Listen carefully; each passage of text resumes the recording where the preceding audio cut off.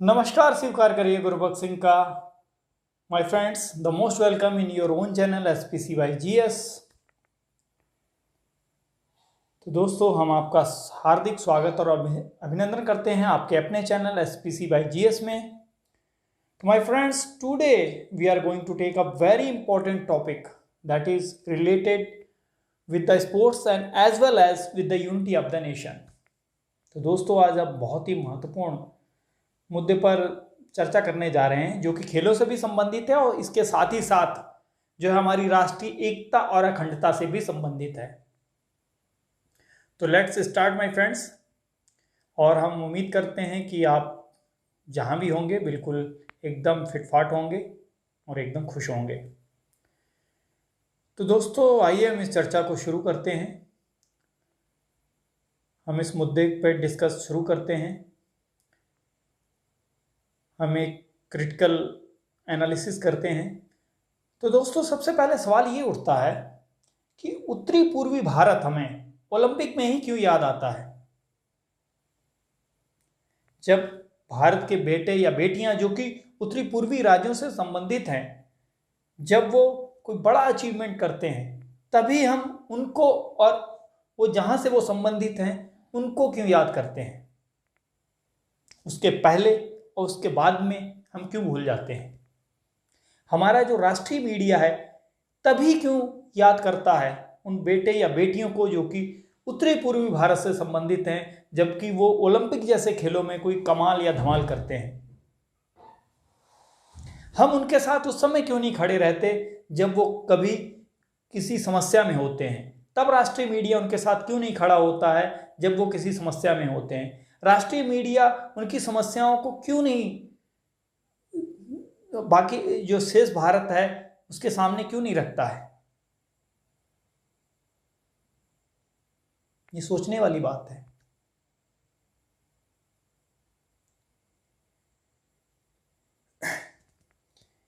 क्योंकि ये सारी चीजें राष्ट्रीय एकता और अखंडता के लिए जरूरी हैं कि हम देश के हर हिस्से के बारे में जानें। जैसे हमारा हाथ, पैर, आंख, कान सारे जरूरी हैं। यदि किसी एक हिस्से पर हम ध्यान न दें तो वो हिस्सा कमजोर पड़ने लगता है। अब आंखों पे ध्यान न दीजिए, और अगर आंखें कमजोर पड़ने लगें तो क्या हालत होगी आप जानते हैं। हाथों पे अगर आप ध्यान न दें, उसकी भी एक्सरसाइजेस करते हैं, उसका भी यूज़ करते हैं, उसकी साफ सफाई करते हैं। तो इसी तरह भारत के जितने भी हमारा देश है, जो उसके जितने भी राज्य हैं, वो सारे के सारे राज्य महत्वपूर्ण हैं। लेकिन फिर उत्तरी पूर्वी भारत की अनदेखी क्यों होती है। हालांकि जो अंग्रेज थे उन्होंने एक गैप बनाया हमारे बीच में, क्योंकि वो नहीं चाहते थे कि जो राष्ट्रीय आंदोलन का जो स्तर है वो उत्तरी पूर्वी भारत तक बढ़ जाए और फिर उसको संभालना मुश्किल हो जाएगा। तो उन्होंने एक गैप बीच में बनाया हमारे उत्तरी पूर्वी भारत और शेष भारत के बीच, और उस गैप को पाटने का हमें प्रयास जितना करना चाहिए उतना हमने नहीं किया है, और उतना शायद अभी भी हम नहीं कर रहे हैं एक आम नागरिक के तौर पर भी देखें तो। अच्छा बताइए कि हम मान लेते हैं कि राष्ट्रीय मीडिया कहे कि नहीं, हम तो उत्तरी पूर्वी भारत को की फुल कवरेज करते हैं। हम इस बात को मान लेते हैं।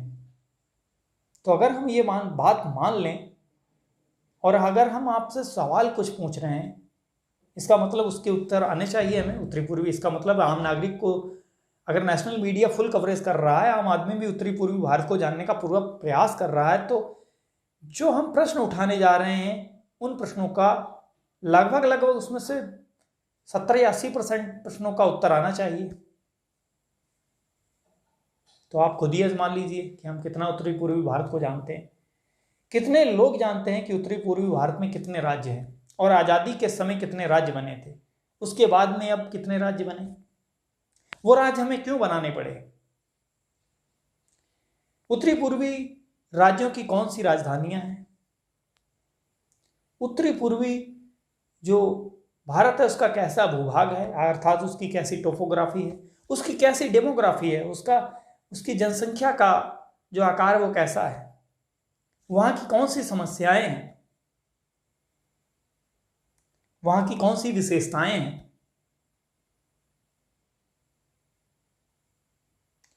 उत्तरी पूर्वी भारत का भारत के विकास में क्या योगदान है और हमारा उत्तरी पूर्वी भारत के विकास में क्या योगदान है। हमारा का मतलब शेष भारत से है।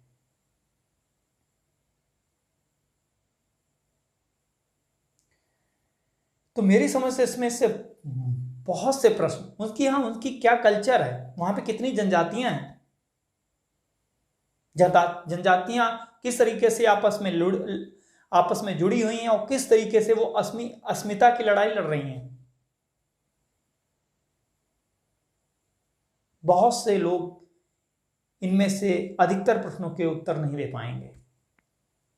कारण यही है कि ना तो नेशनल मीडिया ने जो जितना कवरेज देना चाहिए उतना कवरेज नहीं दिया, और हमको भी जितना जानने का प्रयास करना चाहिए उत्तरी पूर्वी भारत के बारे में उतना हमने भी नहीं किया, और इससे राष्ट्रीयता बाधित होती है। और चाणक्य ने कहा था कि इतिहास इस बात का गवाह है कि राष्ट्रीयता के बोध के अभाव में हमने देश को अपमानित होते हुए देखा है। हम शस्त्र से पहले शास्त्र से पराजित हुए हैं।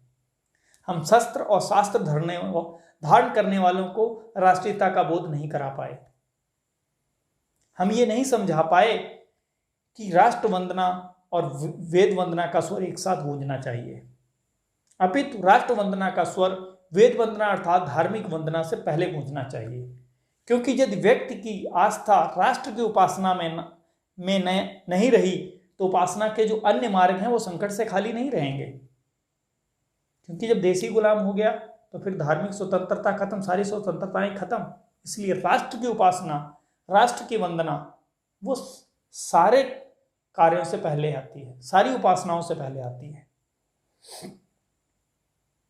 और इसीलिए व्यक्ति से व्यक्ति, व्यक्ति से समाज और समाज से राष्ट्र का निर्माण जरूरी है, इसका एकीकरण जरूरी है। लेकिन जब हम अपने भाई बहनों के बारे में जानने का ही प्रयास नहीं करेंगे तो कैसे होगा राष्ट्रीयता का जो एकीकरण जो है ये कार्य कैसे पूरा होगा। आज उत्तरी पूर्वी भारत में शरणार्थियों की बहुत बड़ी समस्या है। उत्तरी पूर्वी भारत को हमने सही ढंग से समझा नहीं और हमने असम राज्य के अंतर्गत ही उन सबको एक साथ ला दिया, नेफा के अंतर्गत, और बाद में हमने उनको जो है अलग अलग राज्यों में अलग अलग राज्य बनाया और उन राज्यों को बनाने में भी हमने 60 से 70 साल लगा दिए। हमने समझ ही नहीं पाए कि वहाँ की जो ट्राइब्स हैं वो अपनी अस्मिता की लड़ाई लड़ रही है। क्योंकि वहाँ जो ट्राइब्स हैं वो अपना ही चाहते हैं कि हम जो है वो हमारा जहाँ पे हम रहते हैं वो भूभाग वाला जो है वो वहाँ का स्टेट हमें बना देना चाहिए। अभी भी बोडोलैंड की मांग उठ रही है, कई अभी और राज्यों की मांग उठ रही है। आज भी उत्तरी पूर्वी भारत के 3 राजधानियां सिर्फ रेल नेटवर्क से जुड़ी हैं, बाकी राजधानियों को आज भी हम रेल नेटवर्क से नहीं जोड़ पाए हैं। उत्तरी पूर्वी भारत के मामले में एक चिकन नेक की प्रॉब्लम है। चिकन नेक का आप जानते हैं कि 22 किलोमीटर का गलियारा है असम के पास में। अगर वो बाधित हो जाए तो हम उत्तरी पूर्वी भारत तक पहुंचने के हमारे रास्ते बंद हो जाते हैं। हालांकि उसके लिए भी समस्याओं का बाद में भारत सरकार ने हल निकाला है। उत्तरी पूर्वी भारत में जो है बेरोजगारी की समस्या है, ड्रग और तस्करी की समस्या है।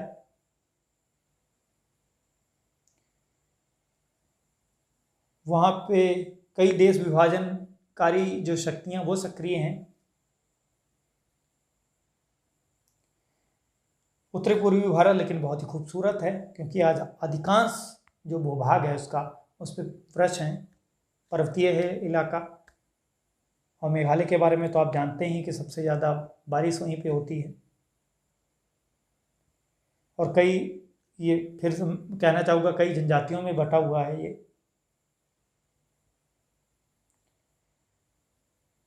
तो सारी तो इसमें हम मेरठ जो मुद्दे से हम भटक जाएंगे। तो मेन बातें हमने बताई हैं उत्तरी पूर्वी भारत के बारे में। बाकी आप जानने का प्रयास जरूर करिएगा, क्योंकि जब हम अपने भाई बहनों के बारे में नहीं जानेंगे, अपने कोई बारे में नहीं जानेंगे तो राष्ट्रीयता का फिर ये सपना पूरा नहीं हो पाएगा। बाकी सपना नहीं कहेंगे, इसको हकीकत कहेंगे कि ये जो है राष्ट्र की जो एकता और अखंडता के लिए बहुत जरूरी है।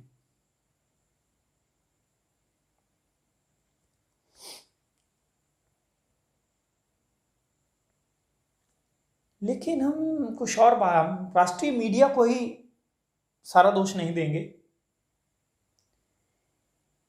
अगर उत्तरी पूर्वी भारत के जो आबादी है उसके नए नक्श शेष भारत जो कि मेजॉरिटी है में जो शेष भारत है उसके नए नक्शों से मेल नहीं खाते हैं उनके, तो क्या उनकी गलती है?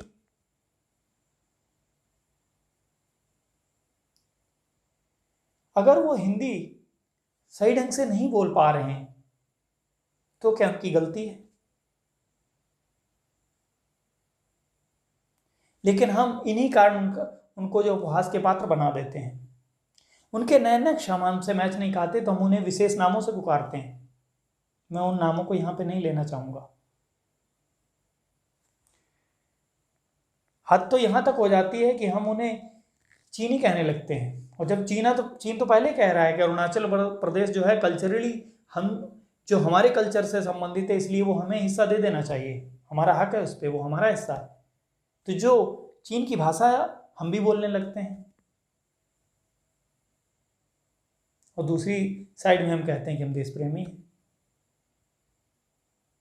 हाँ कि भले ही हम ये जाने अनजाने में करते हैं, कई बार हम ये सब अनजाने में कर जाते हैं, लेकिन कर तो हम गलत रहे हैं ना।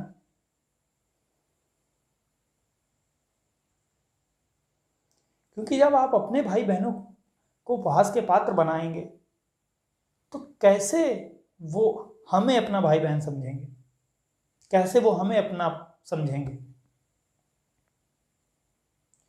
What would you feel if the most people are gazing at you while you are walking, while you are talking with someone, while you are selling something, or while you are purchasing something at the shop? What would you feel at that time? And shame on that time if the majority of the people is gazing at you while you are eating, while you are drinking. What would you feel? शर्म की बात तब होती है, ये सोचने को हमें मजबूर करती है कि उस समय आपको कैसा लगेगा जब एक मेजॉरिटी पीपल, बहुत से लोग, आप कहीं से जाएं और वहाँ का जो है एक बड़ा तबका आपको घूरे। जब आप घूमने निकलें उस समय भी, जब आप किसी दुकान पे जाएं उस समय भी, जब आप कोई सामान बेचने जाएं उस समय भी, जब आप कहीं से होकर गुजरें उस समय भी। और शर्म की बात उस समय और हो जाती है कि उस समय भी जब आप खाना खा रहे हो, कोई जो बड़ा तबका वहाँ आपको घूरे, जब आप कुछ पानी पी रहे हो उस समय भी आप घूरे जाएं, कैसा महसूस लगेगा आपको? तो ये लगेगा ना हम लगता है किसी विचित्र ग्रह पे आ गए हैं, लोग हमें ऐसे देख रहे हैं कि लग रहा है कि हम किसी अदर प्लेनेट से आए हुए हैं। और जब इस तरीके की फीलिंग उठेगी तो फिर कैसे जुड़ाव होगा? Cultural bondage between north east India and the rest of the India,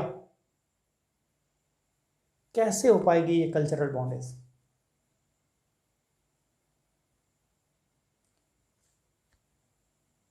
और इन समस्याओं को जो चक दे इंडिया मूवी है उसमें भी दिखाया गया, आप जरा ध्यान से देखिएगा। उसमें जो है उत्तरी पूर्वी भारत से जो है प्लेयर्स आती हैं और जो वहाँ का जो स्टाफ है वो उनसे पूछता है कि भाई, वो उनसे कहता है कि भाई आपका स्वागत है हमारे देश में, बताइए कि हम उन्हें अपना समझ ही नहीं रहे हैं, उन्हें अपना मेहमान समझ रहे हैं। लग रहा वो किसी चीन, नेपाल, पता नहीं बाहरी किस जगह से आए हैं। जब हम उन्हें अपना समझेंगे नहीं तो फिर वो हमें कैसे अपना समझेंगे? इस तरीके से हम हरकतें करेंगे ओछी, घूरने वाली, जाने अनजाने में।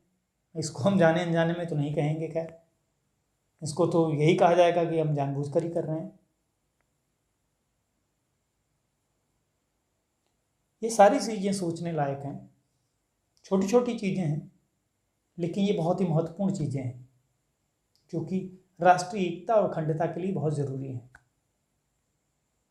इसीलिए स्पोर्ट्स का महत्व होता है, क्योंकि स्पोर्ट्स जब होते हैं, कहीं पे खेल होता है तो कई टीमें आती हैं, तो एक दूसरे के बारे में हम जानते हैं, उनके कल्चर के बारे में जानते हैं, उनके बारे में जानते हैं, क्योंकि कई भ्रांतियाँ होती हैं वो दूर होती हैं।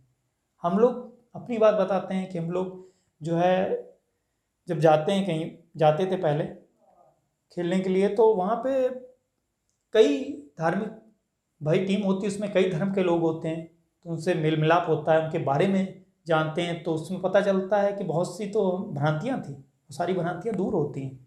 इसी तरीके से सांस्कृतिक प्रोग्राम होने चाहिए जो कि जो है जो है उत्तरी पूर्वी का पूरे भारत को एक साथ जोड़े।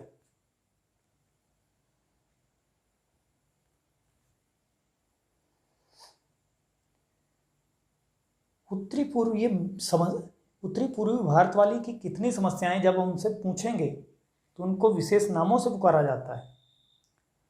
तो वो ये भी कहते हैं उत्तरी पूर्वी भारत के लोग कि हमें आज तक जो भारत की जो फिल्मी जगत है उसमें प्रतिनिधित्व क्यों नहीं दिया जा रहा। मैरी कॉम पे मूवी बनी और उसका भी रोल किसने निभाया? प्रियंका चोपड़ा ने। क्या बेहतर नहीं होता कि उत्तरी पूर्वी भारत से किसी एक्टर को हम ले लेते? ये दर्द हैं उत्तरी पूर्वी भारत के लोगों के, जो मैं आपके सामने रख रहा हूं।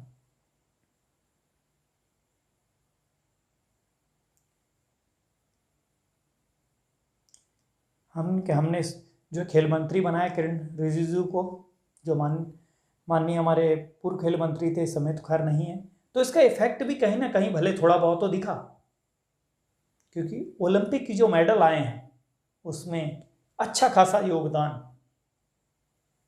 चाहे हम साईकॉम मीराबाई चानू को लें, भारतीय बेटियां, चाहे लवलीना को लें, अच्छा खासा योगदान है उन मेडलों में उत्तरी पूर्वी भारत का।